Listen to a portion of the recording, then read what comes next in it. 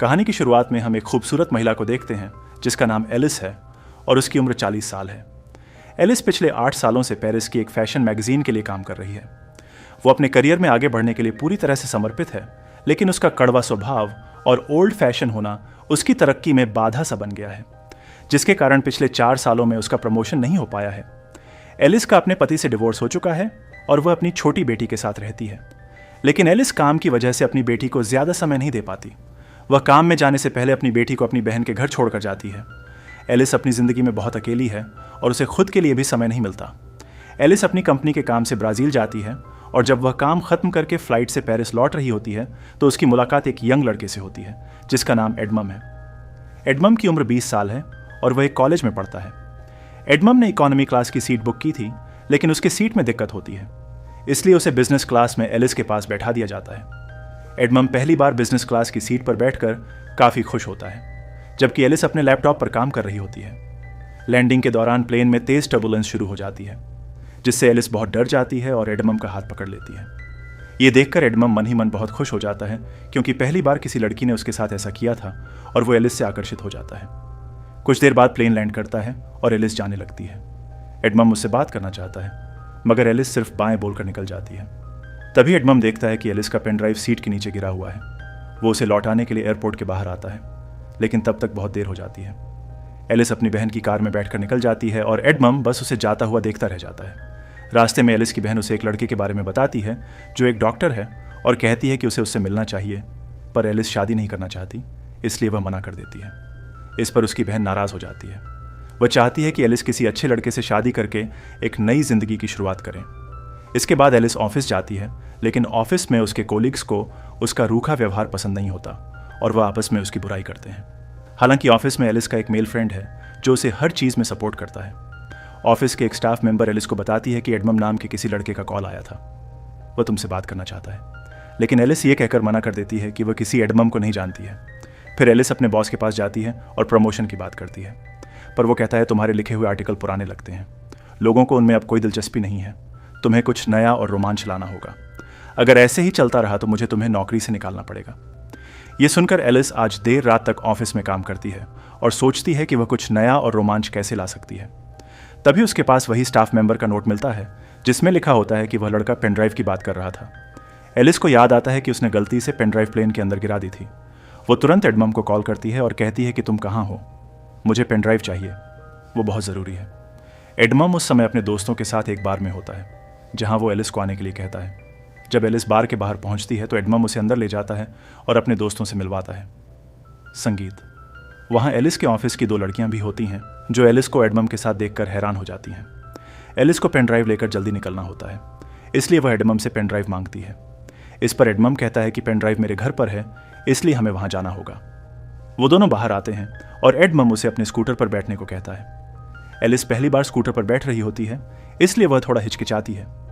एडमम उसे हेलमेट पहनने को देता है। जब एलिस उसे ठीक से पहन नहीं पाती तो एडमम उसकी मदद करता है। तभी एलिस के ऑफिस की वही दोनों लड़कियां उन्हें एक ऐसे एंगल से देखती हैं जिससे लगता है कि जैसे वह दोनों किस कर रहे हैं। वह चुपके से उसकी फ़ोटो क्लिक कर लेती है और उसे ऑनलाइन पोस्ट कर देती है।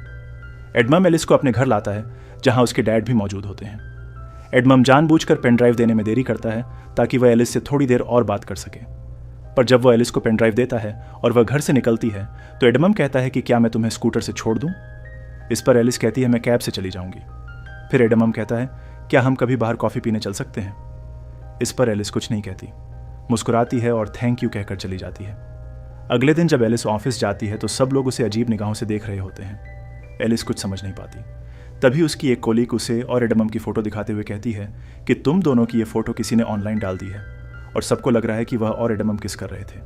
पर एलिस जानती है कि यह सिर्फ एक गलतफहमी है, ऐसा कुछ नहीं हुआ था। लेकिन उसका बॉस ये देखकर बहुत खुश होता है। वो कहता है मुझे तुम्हारा ये नया लुक बहुत पसंद आया। एलिस कहती है ऐसा कुछ नहीं है। पर बॉस कहता है हमें तो यही चाहिए, वो लड़का तुमसे उम्र में काफ़ी छोटा है, ये बहुत कूल लगेगा।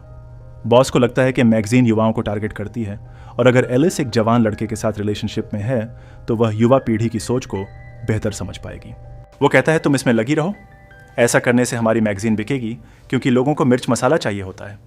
पर एलिस अपने से कम उम्र के लड़के को डेट नहीं करना चाहती है। वो अपने दोस्त से इस बारे में बात करती है, जो उसे सलाह देता है कि उसे बस दुनिया को दिखाने के लिए एडमम को डेट करना चाहिए। वो कहता है, अगर तुम्हारा बॉस ये देखेगा तो वह तुमसे खुश होकर तुमको प्रमोशन दे सकता है। पर किसी की भावनाओं से खेलना और झूठ बोलना सही नहीं था, लेकिन एलिस के दिमाग में सिर्फ प्रमोशन की धुन सवार थी। इसलिए वह ज्यादा न सोचते हुए अपने करियर को आगे बढ़ाने के लिए एडमम का फायदा उठाने का फैसला कर लेती है। अगले दिन एलिस एडमम से मिलती है, वह भी बिल्कुल नए लुक में। उसे देखकर एडमम उस पर से अपनी नजरें नहीं हटा पाता। एलिस उसके साथ फ्लर्ट करने लगती है और वह दोनों बातें करने लगते हैं। एडमम को यकीन ही नहीं होता कि वह एलिस के साथ है। रात में एलिस एडमम को अपने एक दोस्त के शो में ले जाती है, तो वहां एलिस जानबूझकर सबको दिखाने की कोशिश करती है कि वो अपने से 20 साल छोटे लड़के को डेट कर रही है। वहीं उसका दोस्त, जो उस शो का होस्ट होता है, जब एलिस के पास आता है और उसे जानबूझकर छूने लगता है तो एडमम को यह अच्छा नहीं लगता। वो उस दोस्त के शो का मजाक उड़ाने लगता है। एलिस भी उसकी बातों पर हंसने लगती है। इससे एलिस का दोस्त अपमानित होकर वहां से चला जाता है। इसके बाद एलिस और एडमम आपस में बात करते हैं। एडमम कहता है कि मैंने कभी नहीं सोचा था कि मैं तुमसे इस तरह मिलूंगा और हम साथ में यूं घूमेंगे। एडमम को पता होता है कि एलिस का तलाक हो चुका है और उसकी एक बेटी भी है, लेकिन इससे उसे कोई फर्क नहीं पड़ता। एलिस कहती है, हमें एक दूसरे को बेहतर समझने की जरूरत है। तभी एलिस के पास उसकी बहन का कॉल आता है। वह कहती है कि मैंने उस डॉक्टर को घर पर बुलाया है जिससे मैं तुम्हें मिलाना चाहती थी, इसलिए तुम जल्दी से घर आ जाओ। एलिस जाना नहीं चाहती, लेकिन बहन की बात की इज्जत करते हुए वो एडमम से झूठ बोलती है कि मेरी बेटी की तबीयत खराब है, मुझे घर जाना होगा। यह सुनकर एडमम भी थोड़ा परेशान हो जाता है। वह जल्दी से टैक्सी बुलाता है और एलिस को उसमें बैठा देता है। यह देखकर एलिस को लगता है कि एडमम उसकी कितनी फिक्र करता है। घर पहुंचने पर एलिस अपनी बहन, जीजा जी और उस डॉक्टर के साथ डिनर करती है। एलिस ड्रिंक करके आई होती है, जिस वजह से वह नशे में डॉक्टर से उल्टे सीधे सवाल पूछने लगती है। इसमें डॉक्टर को बुरा लगता है और वह वहां से चला जाता है। यहाँ एलिस लगातार कोशिश कर रही होती है कि बॉस उसे खुश होकर उसे प्रमोशन दे दे, लेकिन ऐसा नहीं हो रहा था। इसलिए वह एडमम को एक फैशन शो में लेकर जाती है, जहां उनकी कंपनी की सीईओ और बॉस मौजूद होते हैं। जब शो के दौरान मॉडल्स रंबक कर रही होती हैं, तभी एक लड़की गिर जाती है। यह देखकर एडमम तुरंत उसे उठाने के लिए आगे बढ़ता है। सीईओ को एडमम का यह व्यवहार बहुत अच्छा लगता है। शो खत्म होने के बाद एडमम और एलिस पार्टी में ड्रिंक करते हैं और डांस करने लगते हैं। डांस करते वक्त वो दोनों बहुत करीब आ जाते हैं, लेकिन कुछ होने से पहले ही एलिस देखती है कि कुछ लड़कियां उनकी तस्वीरें क्लिक कर रही हैं। ये देखकर एलिस तुरंत एडमम का हाथ पकड़कर उसे बाहर ले आती है। एडमम एलिस को अपनी स्कूटर में बैठाकर उसके घर तक छोड़ देता है। यहाँ एक ऐसा मोमेंट आता है जहाँ एडमम एलिस को किस करने वाला होता है, पर एलिस पीछे हट जाती है और चुपचाप घर के अंदर चली जाती है। लेकिन एडमम को लगता है कि उसने एलिस के करीब आने का मौका मिस कर दिया है, इसलिए वो एलिस के घर जाता है, जहाँ उसे पता चलता है कि उसकी बेटी अपनी मौसी के घर पर है। तब एडमम एलिस को किस कर लेता है। एलिस खुद को रोक नहीं पाती और दोनों इंटीमेट हो जाते हैं। अगली सुबह एलिस को पिछली रात की घटना के लिए बहुत बुरा लगता है। वो एडमम से कहती है कि वह घर से चला जाए, लेकिन बाहर तेज बारिश हो रही होती है, इसलिए बारिश रुकने तक एडमम घर में रुक जाता है। तभी एलिस की बहन और बेटी घर लौट आती है। एलिस उनसे कहती है कि एडमम उसका कोलीग है। वो एडमम के हाथ में कुछ फाइल्स दे देती है और एडमम वहां से जाने लगता है, पर जैसे ही वह दरवाजे से बाहर जाता है, एलिस उसे रोक कर किस कर लेती है। इससे हमें समझ में आता है कि एलिस अब सच में एडमम को पसंद करने लगी है और उसके साथ रहने में उसे अच्छा लगता है। जिस रिश्ते को उसने दुनिया को दिखाने के लिए शुरू किया था, अब वह सचमुच एक एहसास में बदल चुका है। इसके बाद से एडमम और एलिस अक्सर साथ में घूमने लगते हैं। एडमम उसे सरप्राइज देता है, उसे घुमाने ले जाता है, जो एलिस को बहुत पसंद आता है। अब एलिस और एडमम के बीच गहरी भावनाएं विकसित होने लगती हैं। दोनों साथ में बहुत खुश होते हैं। एक दिन एडम एलिस से पूछता है कि तुम दिखने में खूबसूरत हो, अमीर हो, तो फिर तुमने मुझे पसंद क्यों किया। इसका जवाब एलिस के पास नहीं होता, क्योंकि वह अपने फायदे के लिए एडमम के साथ रिश्ते में आई थी। पर अब उसे सच में एडमम से प्यार हो गया है। कुछ दिन के बाद एलिस को काम में प्रमोशन मिल जाता है, जिससे वह बेहद खुश होती है। लेकिन अब वो एडमम के बारे में सोचने लगती है, क्या उसे इस रिश्ते को जारी रखना चाहिए। एक्सक्यूज मी लिसन जब वो एडमम से मिलती है, तब एडमम उससे कहता है कि मैं तुमसे बहुत प्यार करता हूँ और तुमसे शादी करना चाहता हूँ। ये सुनकर एलिस हैरान रह जाती है। वो कहती है कि हम दोनों बहुत अलग हैं। मैं तुमसे 20 साल बड़ी हूँ। तुम्हें अभी अपनी ज़िंदगी में बहुत कुछ करना है। हम इस रिश्ते को आगे नहीं बढ़ा सकते। एलिस कहती है, मैं तुमसे प्यार करती हूँ, पर मेरी ज़िंदगी में बहुत सारी जिम्मेदारियाँ हैं। मेरी बेटी है, मेरा काम है। ऐसे में हम साथ नहीं रह सकते। लोग हमारे रिश्ते को लेकर क्या कहेंगे। वह कहती है, शायद यही बेहतर होगा कि हम यहीं पर रुक जाएं। लेकिन एडमम उसकी बातों को नहीं मानता। फिर भी एलिस वहाँ से चली जाती है। एलिस जानती है कि उसने एडमम को पहले सिर्फ प्रमोशन के लिए इस्तेमाल किया था, लेकिन अब उसे भी उससे सच में प्यार हो गया है और वह उसके साथ रहना चाहती है। फिर भी अपनी जिम्मेदारियों और समाज के डर के कारण वो एडमम से दूर हो जाती है। एलिस एडमम से दूर होकर बहुत अकेला और तन्हा महसूस कर रही होती है। उसके लिए एडमम को भुलाना काफ़ी मुश्किल हो रहा था। वहीं एडमम का भी यही हाल था। वह अपने दुख को अपने पिता से साझा करता है।